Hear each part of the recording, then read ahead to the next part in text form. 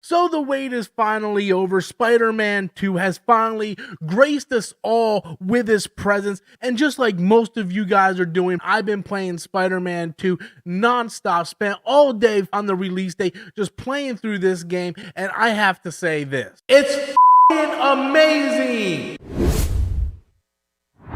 Hey everybody, welcome back to the channel once again. I am Robert Storms, and today I want to go over my first impressions of Spider-Man 2. I played the game mostly all day on release day, and I'm about 8 hours into the game, and I think that's the perfect time frame to give my first initial honest impressions of the game. I am a big fan of both Spider-Man and the previous Spider-Man games, and I really enjoyed what Insomniac has done with Spider-Man and the Miles Morales Spider-Man game, and Spider-Man 2 was one of my most anticipated games of the year. So how do I feel now that I'm about 8 hours into the game? Is it new and refreshing, or is it just a rehash of the Spider-Man games that we already got before? Well, I honestly feel like they did a great job adding all the fantastic stuff that we got in the previous two Spider-Man games, and at the same time did a really good job eliminating some of that busy work that I felt like the first game really had. That first game was a fantastic game, one of the best story-driven Spider-Man games I have ever played. But man, there was a lot of stuff in that game where I was like, man, this could have been taken out. And although the Doc Ock puzzles and all that formula stuff and whatnot, those puzzles have been taken out, there are a little bit of stuff in there that kind of replaces it, but it's mostly optional. Other than doing it for the very first time, you have the option to do these if you want to do like little side missions and stuff like that to get extra XP and whatnot. It's not something that is forced upon you, but they do a good job taking a lot of the mechanics from the first game as well as the Miles Morales game and putting it into this game, and I really enjoy that. Visually, this game is phenomenal. When the sun is setting on New York and you just see that sunset, it is visually a masterpiece. I know a lot of people are out there criticizing the look of Mary Jane. That was one thing a lot of people were criticizing, and yes, the Mary Jane character model doesn't look great, but let's keep it real. Let's keep it a buck.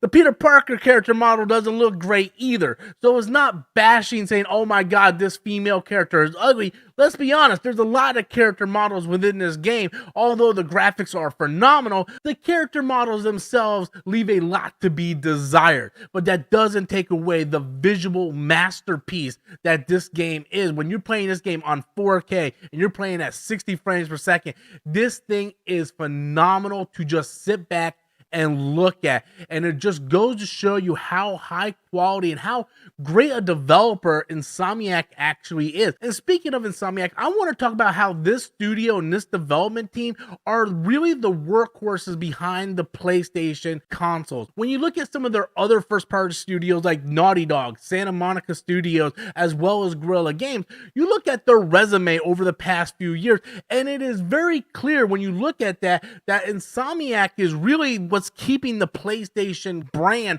afloat. Spider-Man 2 is the only first-party PlayStation 5 game released this year. You look at a developer like Naughty Dog, and since 2020's Last of Us Part 2, they haven't released anything other than a remastered version of the first Last of Us game. Other than Santa Monica releasing God of War Ragnarok, which was also on the PS4, there was nothing that they really done since God of War. And when you look at Guerrilla Games, the same thing can be said when you look at Horizon and Horizon Forbidden West. Once again, all those games were also released on the PS4.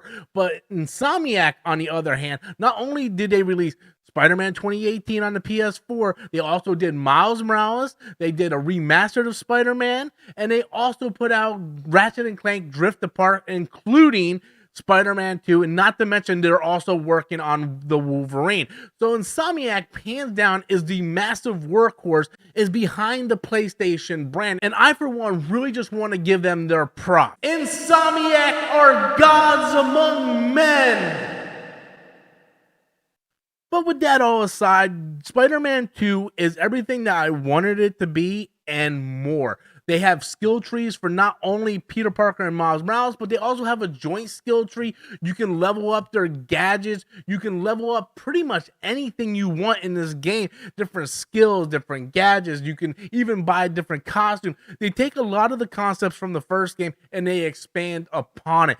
I've seen a lot of people were kind of worried, and rightfully so, that this was just going to be like a copy and paste situation from the first Spider-Man and Miles Morales, and I don't think that's the case at all. The city is bigger, it's way more alive. You go through the city and there's tons of different cars. They actually use a little bit of the portal jumping like you saw in Ratchet and Clank Rift Apart, which was just mind-blowing when that happened.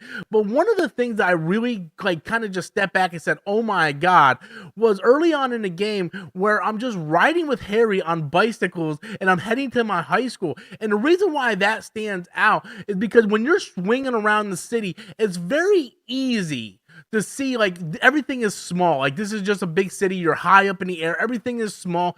But when you're on ground level and you're riding something like a bicycle and you're slowly going through a city, you actually see how detailed everything is. And it was like a oh my god moment. I don't think a lot of people take that moment and actually realize, yes, the city is huge and you can go up and you can web sling from building to building. But also remember, you can go down a street level and everything is so detailed and so full, and they really spent a lot of time making sure everything looks fantastic. And that whole scene with him and Harry riding the bike, that really just kind of like awed me. And this just goes to show you again how good Insomniac is, for them to be able to put out the games that they're putting out on the PlayStation 5 and still be able to do this much detail. I mean, it has to be very much commended, especially when you see a lot of games coming out today like Star Wars Jedi Survivor that is just broken. You look at something like Starfield that has a lot of the Bethesda jank, and although this game does have a little bit of jank in it, I did run into a couple things where I had to restart my game and start back up.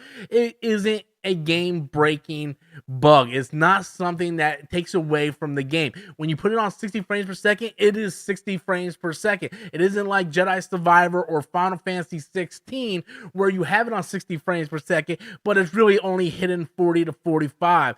So I really appreciate that when the game came out, the game works. It looks good. It runs good. The performance is fantastic. I love the gameplay. They take that and they expand upon it, and it's just a fantastic overall game.